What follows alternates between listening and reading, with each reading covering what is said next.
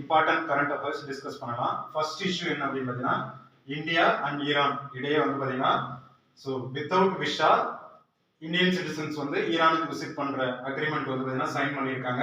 Iran இல்லாம நிறைய countries வந்து பார்த்தீங்கன்னா இந்த மாதிரி ப்ரொவிஷன்ஸ் வந்து பார்த்தீங்கன்னா இந்தியா கூட சைன் பண்ணியிருக்காங்க. எதுக்காக அப்படின்னு பார்த்தீங்கன்னா, டூரிசம் வந்து ப்ரமோட் பண்றதுக்காக இதை சைன் பண்ணியிருக்காங்க. இது இல்லாம ஈரானோட கமிட்மெண்ட் மற்ற நேஷன்ஸ் கூட வந்து பார்த்தீங்கன்னா அவங்களோட ஸ்ட்ராங் கமிட்மெண்ட் காட்டுறதுக்காகவும் இந்த அக்ரிமெண்ட் வந்து பார்த்தீங்கன்னா சைன் பண்ணியிருக்காங்க. தென் செகண்ட் இஷ்யூ என்னன்னு பார்த்தீங்கன்னா, ஜாம்பியா. ஸோ ஆப்பிரிக்காவில் இருக்கிற ஜாம்பியாவில் வந்து பார்த்தீங்கன்னா காலரா வந்து அதிகமாக இருக்கிறதுனால அவங்களுக்கு மெடிக்கல் அசிஸ்டன்ஸ் மற்ற அசிஸ்டன்ஸ் கொடுக்கறதுக்காக இந்தியா வந்து பார்த்தீங்கன்னா அக்ரிமெண்ட் சைன் பண்ணியிருக்காங்க. அதுக்காக நிறைய ப்ரொவிஷன்ஸ் வந்து பார்த்தீங்கன்னா அவங்களுக்கு சென்ட் பண்ணியிருக்காங்க. தென் தேர்ட் இஷ்யூ என்னன்னு பார்த்தீங்கன்னா, யூனிஃபைட் பேமெண்ட் இன்டர்ஃபேஸ் சிஸ்டம் வந்து பார்த்தீங்கன்னா இப்போ ரீசெண்டாக நம்ம பிரான்ஸ் கூட வந்து பார்த்தீங்கன்னா சைன் பண்ணியிருக்கோம். ஸோ பிரான்ஸ் வந்து அங்கே வந்து மற்ற பேமெண்ட் சிஸ்டம் இல்லாமல் யூபிஐயும் அக்செப்ட் பண்ணியிருப்பாங்க. அதே மாதிரி தான் ஸ்ரீலங்கா மொரிஷியஸ் வந்து பார்த்தீங்கன்னா எக்ஸ்போர்ட்டை ப்ரமோட் பண்ணுறதுக்காக இந்த யூபிஐ சிஸ்டம் வந்து அக்செப்ட் பண்ணியிருக்காங்க. So National Payment Corporation of India அவங்களோட இதுக்கு கீழே தான் வந்து பார்த்தீங்கன்னா இந்த சிஸ்டம்லாம் வந்து பார்த்தீங்கன்னா ரன் ஆகும். அதுக்கு அடுத்த இஷ்யூ என்ன அப்படின்னா, முந்த்ரா போர்ட். இது எதுக்காக நியூஸ்ல வந்திருக்கும் அப்படின்னு பார்த்தீங்கன்னா, இப்போ நமக்கு தெரியும் ஹவுதி அண்ட் இஸ்ரேல் இவங்களுக்கு இடையே இருந்த டிஸ்பியூட். இஸ்ரேல் வந்து பார்த்தீங்கன்னா அவங்களோட ட்ரேட் ரூட் வந்து பார்த்தீங்கன்னா அங்கே அஃபெக்ட் ஆயிருக்கிறதுனால, ஹவுதிஸ்னால அட்டாக் ஆயிருக்கிறதுனால அந்த ட்ரேட் ரூட் வந்து பார்த்தீங்கன்னா ஆல்டர்னேட் ரூட்டை வந்து பார்த்தீங்கன்னா முந்த்ரா போர்ட் வந்து ப்ரப்போஸ் பண்ணியிருப்பாங்க. ஸோ இவங்களுக்கு வந்து பார்த்தீங்கன்னா இந்த ட்ரேட் ரூட்ல எந்தெந்த ஏரியா முக்கியமான பிளேஸ் அப்படின்னு பார்த்தீங்கன்னா, ரெட் சி இருக்கு இல்லைங்களா, ரெட் சி, கல்ஃப் ஆஃப் அக்குபா அங்கே ப்ரெசென்ட் ஆயிருக்கிற எஸ்பெஷலி இந்தியாவுக்குமே வந்து பார்த்தீங்கன்னா பாபில் மண்டப் வந்து பார்த்தீங்கன்னா ட்ரேடுக்கு வந்து பார்த்தீங்கன்னா வெஸ்ட் ஆசியாவோட ட்ரேட் பண்ணுறதுக்கு ஒரு இம்பார்ட்டன்ட் பிளேஸ். ஓகேங்களா. ஸோ இதுக்கு அடுத்த நியூஸ் என்ன அப்படின்னு பார்த்தீங்கன்னா, சுபிகா பெயிண்டிங். ஸோ இது ஆன்ஷியன் இந்தியாவில் வந்து பார்த்தீங்கன்னா எங்க கண்டுபிடிச்சிருக்காங்க அப்படின்னு பார்த்தீங்கன்னா, மணிப்பூர் ஸ்டேட்ல எந்த கம்யூனிட்டி யூஸ் பண்ணியிருக்காங்கன்னா, மெய்டி கம்யூனிட்டி இருக்கு இல்லைங்களா, அவங்க தான் வந்து பார்த்தீங்கன்னா ஆன்சியன் டைம்ல விர்ச்சுவல் இமேஜஸை இதை வந்து பார்த்தீங்கன்னா யூஸ் பண்ணியிருக்காங்க. இதுக்கு அடுத்த இஷ்யூ என்னன்னா, தயானந்த சரஸ்வதியோட 200th பர்த் ஆனிவர்சரி வந்து பார்த்தீங்கன்னா செலிப்ரேட் பண்ணியிருப்பாங்க. ஸோ தயானந்த சரஸ்வதி வந்து பார்த்தீங்கன்னா ஸோ என்ன மூவ்மெண்ட் ஹிஸ்டரியில் வருவார் அப்படின்னு பார்த்தீங்கன்னா, ரிவைவலிஸ்ட் மூவ்மெண்ட். ஸோ ஹிந்துவோட கோ பேக் டு வேதாஸ் அப்படின்னு ப்ரப்போஸ் பண்ணியிருப்பாரு.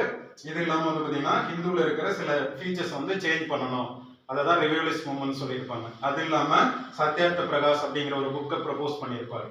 இதுக்கு அடுத்த இஷ்யூ என்ன அப்படின்னு பார்த்தீங்கன்னா, குல்சார் அண்ட் ராம் பத்ராச்சாரியா இவங்க ரெண்டு பேரும் இப்போ வந்து பார்த்தீங்கன்னா ரீசெண்டாக நன்பித் அவார்டு வாங்கியிருப்பாங்க. இந்த குல்சார் வந்து பார்த்தீங்கன்னா ஸ்லம்டாக் மில்லியனருக்காக நிறைய அவார்ட்ஸ் வந்து பார்த்தீங்கன்னா வாங்கியிருப்பாரு. அதுக்கு அடுத்த இஷ்யூ என்னன்னா, கல்ராம் டெம்பிள். இங்கே வந்து பார்த்தீங்கன்னா முக்கியமான ஃபீச்சர் என்ன அப்படின்னு பார்த்தீங்கன்னா, அங்கே இருக்கிற ஸ்டாச்சு வந்து பார்த்தீங்கன்னா பிளாக் கலர்ல ப்ரெசென்ட் ஆயிருக்கும். எந்த பேங்கோட ரிவர்ஸ்ல இந்த டெம்பிள் பிரசன்ட் ஆயிருக்குன்னா, கோதாவரி ரிவர்ல. இது இல்லாம அங்க ஒரு ஃபீச்சர்ஸ் என்ன பிரசன்ட் ஆயிருக்குன்னா, பஞ்சாவதி ட்ரீ. ஸோ ஒரு 5 பன்யான் ட்ரீஸ் இருக்கிறதுனால தான் பஞ்சாவதி அப்படின்னு சொல்லியிருப்பாங்க. இந்த ராம் எக்ஸைல் ஆன பிளேசஸ்லாம் வந்து பார்த்தீங்கன்னா இங்கே தான் வந்து கனெக்ட் ஆயிருக்கும். ஸோ பாலிட்டி ரிவிஷன் கிளாஸ்ல இம்பார்ட்டண்டா என்னென்ன ஆர்டிகல் கரண்ட் அஃபேர்ஸ்ல வந்துச்சுன்னு பார்க்கலாம். ஃபர்ஸ்ட் வந்து பார்த்தீங்கன்னா நமக்கே தெரியும் ஆர்டிகல் 1. ஸோ இந்த பாரத் அப்படிங்கிற வேர்டு யூஸ் பண்றது எந்த ஆர்டிகல்ல பிரசன்ட் ஆயிருக்கும், எந்த பார்ட்ல பிரசன்ட் ஆயிருக்குன்னா பார்ட் 1. ஆர்டிகல் வந்து பார்த்தீங்கன்னா ஆர்டிகல் 1ல. ஓகேங்களா. ஸோ இந்த name of states and union territory, India வந்து அக்வயர் பண்ற டெரிட்டரி எல்லாமே வந்து பார்த்தீங்கன்னா ஆர்டிகல் 1ல தான் பிரசன்ட் ஆயிருக்கும். இதுக்கடுத்து அடுத்த சாப்டர்ஸ்ல பார்ட் 2 சிட்டிசன்ஷிப்ல என்ன கரண்ட் அஃபேர்ஸ் வந்திருக்குன்னு பார்த்தீங்கன்னா, ஸோ அந்த சிட்டிசன்ஷிப் கொடுக்குற ப்ரொவிஷன்ஸ் வந்து இப்போ ரீசெண்டாக நியூஸ்ல வந்திருக்கும். எந்தெந்த கண்ட்ரியில எந்தெந்த ரிலிஜனுக்கு சிட்டிசன்ஷிப் கொடுக்கறது அப்படிங்கிறது. இது இல்லாம கன்வென்ஷனலா என்னென்ன வேல வந்து சிட்டிசன்ஷிப் அக்வயர் ஆகுது, என்னென்ன வேல லாஸ் ஆகுது, சிட்டிசன்ஸ்க்கு மட்டும் எந்தெந்த ஃபண்டமெண்டல் ரைட்ஸ் அப்ளிகபிள் அப்படிங்கறத செக் பண்ணிக்கங்க. இதுக்கு அடுத்து ஃபண்டமெண்டல் ரைட்ஸ் எது நியூஸ்ல வந்துச்சு அப்படின்னா, ஆர்டிகல் 19. ஸோ இப்போ எலக்டோரல் பாண்ட்ஸ் பார்த்தோம். சுப்ரீம் கோர்ட் வந்து அன்கான்ஸ்டியூஷனல் சொல்லியிருப்பாங்க இல்லைங்களா, அது சிட்டிசனோட எந்த ரைட்ஸ் வந்து வயலேட் பண்ணுதுன்னு பார்த்தீங்கன்னா ஆர்டிகல் 19. இதுக்கு அடுத்து ஆர்டிகல் 22 எதுக்கு நியூஸ்ல வந்திருக்கும் அப்படின்னு பார்த்தீங்கன்னா, ரீசெண்டா போலீஸ் வந்து பார்த்தீங்கன்னா சில பீப்புளை வந்து அரெஸ்ட் பண்ணியிருப்பாங்க. ஸோ அவங்களை அரெஸ்ட் பண்ணும்போது அவங்களுக்கு என்ன விதமான கான்ஸ்டியூஷனல் ப்ரொவிஷன்ஸ் வந்து கொடுத்துருக்காங்க ஃபண்டமெண்டல் ரைட்ஸ்ல. இப்போ அவங்களை அரெஸ்ட் பண்ணும்போது அவங்களுக்கு என்னென்ன சேஃப்கார்டு இருக்கு அப்படிங்கிறது வந்து பார்த்தீங்கன்னா 20 and 22ல பிரசன்ட் ஆயிருக்கும். அதுக்கடுத்து ஆர்டிகல் 22 எதுக்காக நியூஸ்ல வந்திருக்கும் அப்படின்னா, ஸோ ஆர்டிகல் 21 வந்து only applicable to human rights, அனிமல்ஸ்க்கு வந்து அப்ளிகபிள் ஆகாது அப்படின்னு சொல்லி சில அனிமல் கான்ஃபிளிக்ட் ரிலேட்டடா இஷ்யூஸ் வந்து பார்த்தீங்கன்னா நியூஸ்ல வந்திருக்கும். அதுக்கடுத்து ஆர்டிகல் 32 ரிட்ஸ் வந்து பார்த்தீங்கன்னா அந்த 5 டைப்ஸ் ஆஃப் ரிட் வந்து பார்த்தீங்கன்னா நியூஸ்ல அதிகமாக வந்திருக்கும். இதுக்கு அடுத்து ரிலிஜியஸ் ரைட்ஸ்.